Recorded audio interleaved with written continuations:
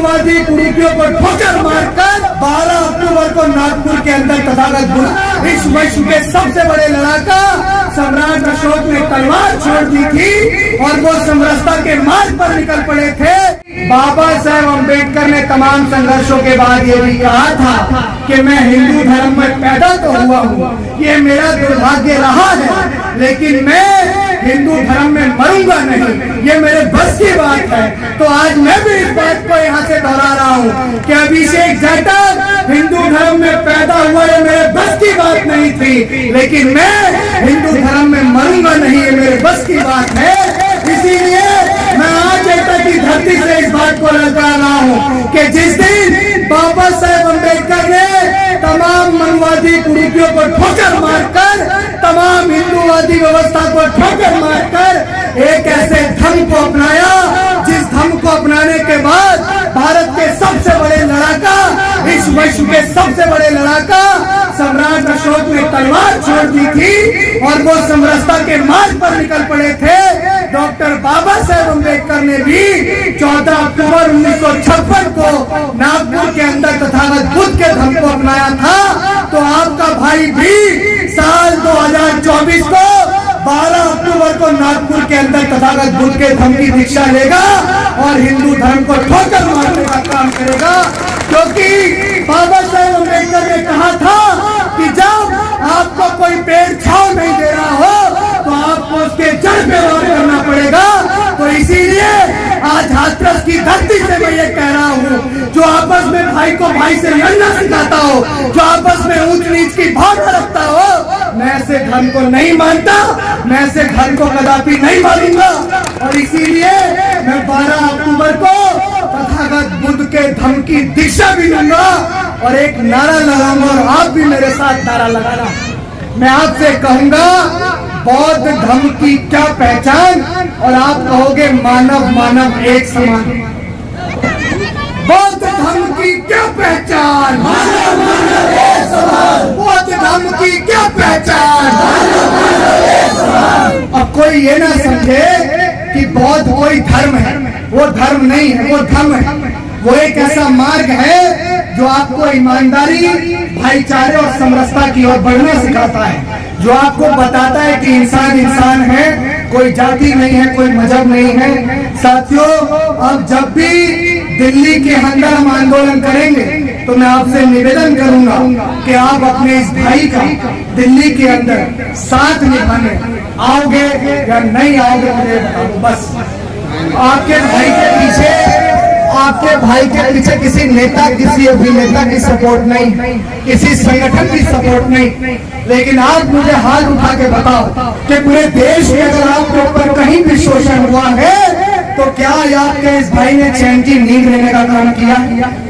मुझे बताओ कि जब पूरे देश में आप पे कहीं भी शोषण होता है, चाहे वो हापुड़ की घटना रही, चाहे वो आपके इस एटे जिले के अमापुर की घटना रही हो, चाहे वो बिहार के अंदर की घटना रही हो, आपके भाई ने जो आपके समाज के ऊपर जातिगत शोषण करता है, आपका भाई उनको अपने जूते से पानी पिलाने का काम करता है। यही आपके भाई की पहचान है। किसी ने मुझसे बोला कि तुम्हारे लोग कब के बहादुर हुए थे? मैंने कहा भीमा कोरे गांव में हमने बड़ा कर मारे थे, हम तब भी बहादुर थे, हम आज भी बहादुर हैं, हम कल भी बहादुर रहेंगे। हमें कमजोर समझने की भूल मत करना।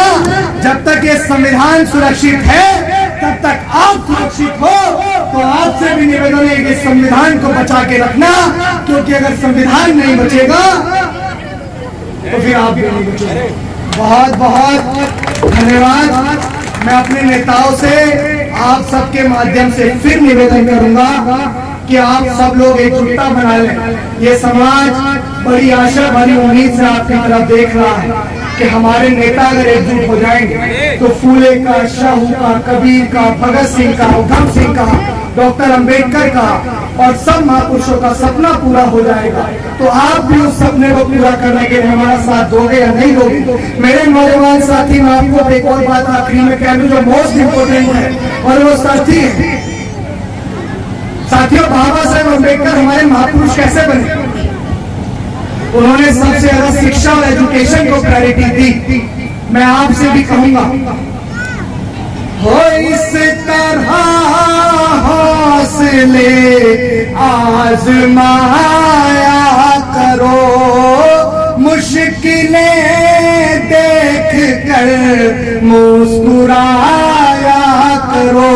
वो दो निवाले भले कम ही खाया करो, अपने बच्चों को लेकिन पढ़ाया करो। ये जमाना आपको अनपढ़ जाहिल और गवार देखना चाहता है। अगर आप भी अपने बारे में नहीं सोचोगे तो 7 समंदर पार से आपको समझाने कोई नहीं आएगा। पीछे देखो, आपके पीछे 2-3 दरोगा दिख रहे हैं, एक बार देखो। और इसके पीछे की एक मिस्ट्री बताता हूं। अगर किसी एक गांव के अंदर, समाज के अंदर अगर एक दरोगा एक सिपाही लग जाता है तो 10 गांव तक चर्चा होती कि भाई फलाने का लड़का दरोगा बन गया। लेकिन कैसे? शिक्षा नहीं होता। आप सबका बहुत बहुत धन्यवाद कि आप सबने बहुत अच्छे से इस प्रोग्राम को करवाया, वरना खाकी को हम बहुत अच्छे से जानते हैं कि वो किस तरह की होती है। लेकिन आप में देख के जरा भी मुझे नहीं लगा, तो पूरी सभा की तरफ से आप सबका बहुत बहुत धन्यवाद। एटा के प्रशासन का बहुत बहुत धन्यवाद, जिन्होंने ये काम बहुत अच्छे से करने का काम किया। और मैं आपसे कहूंगा कि एजुकेशन को फर्स्ट प्रायोरिटी दो, नशे से दूर रहो। जो नशेड़ी होगा वो बाबा साहेब अम्बेडकर के मिशन का कार्यकर्ता नहीं होगा, और जो पढ़ा लिखा नहीं होगा वो भी इस मूवमेंट का कार्यकर्ता नहीं होगा। क्योंकि अभिषेक भी अगर आपके बीच रहा है तो अभिषेक लॉ का स्टूडेंट है, अभिषेक ने एनिमेशन ऑफ कास्ट पढ़ा है, अभिषेक ने फूले के द्वारा लिखी हुई गुलामगिरी को पढ़ा है, अभिषेक ने मानव कांशीराम के द्वारा लिखी गई चर्चा युग को पढ़ा है, अभिषेक ने बाबा साहेब अम्बेडकर के लिखे हुए थॉट्स ऑफ पाकिस्तान को पढ़ा है, उन्होंने बुद्धा एंड हिज धम्मा को पढ़ा है। उन्होंने, आप भी पढ़िए और पढ़ के आगे बढ़िए और हमारे नेताओं को एकजुट करने की इस मुहिम का हिस्सा बनिए। आपने अपने भाई को सुना। आखिरी में यही कहूंगा कि आप हमारे आंदोलन को, क्योंकि हम घर छोड़ चुके हैं, तो आप हमारे आंदोलन को कांशीराम कहते थे कि मुझे आपका एक वोट और एक नोट चाहिए। आपसे मुझे वोट तो नहीं चाहिए, लेकिन आपसे नोट इसलिए चाहिए क्योंकि मैं एक आंदोलन चला रहा हूं जो सामाजिक परिवर्तन का आंदोलन, और उस आंदोलन को चलाने के लिए बाबा साहेब अम्बेडकर ने कहा था कि प्रेगेटिव सोसाइटी हमें करनी पड़ेगी।